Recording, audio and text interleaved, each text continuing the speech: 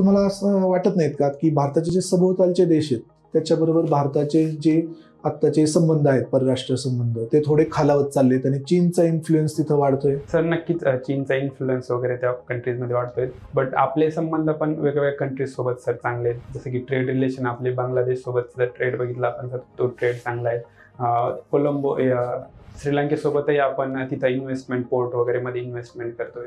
नेपाळमध्ये पण सर थोडे रिलेशन खालावलेत आहेत, पण एक भारताचा एक मोठा ट्रेडिंग पार्टनर म्हणून पण आपण कोणती एक इन्स्टिट्यूशन आहे ती आपण रिवाईव्ह करायला पाहिजे आपल्या आजूबाजूच्या देशांना सोबत घ्यायचं असेल तर? सर बिमस्टेक नावाची ऑर्गनायझेशन आहे, ग्रुपिंग इन रिजनल, सर तो रिवाईव्ह करण्यासाठी. ठीक आहे. तुमची हॉबी काय? क्रिकेट? Yes sir. तर आत्ताच जे काही मध्ये झालं एशिया कपच्या फायनलमध्ये, तर तिथे भारताचा स्टान्स बरोबर वाटतो का भारतीय खेळाडूंचा, की ट्रॉफी जिंकल्यानंतर ट्रॉफी न स्वीकारणं आणि काही मॅचेस नंतर हस्तांदोलन न करता निघून जाणं?